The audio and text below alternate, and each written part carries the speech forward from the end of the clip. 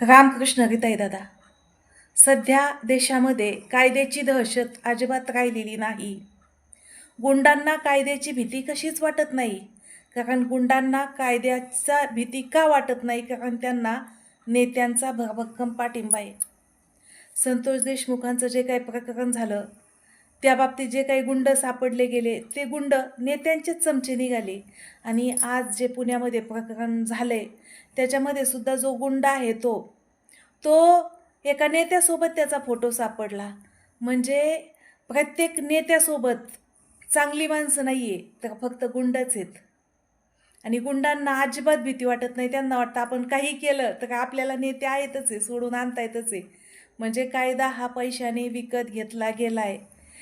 कायद्याला म्हणजे म्हणतात की कायद्यापुढं काहीच माफ नसतं, पण सगळेच गुन्हे कायद्यापुढं माफ केले जात आहेत. जय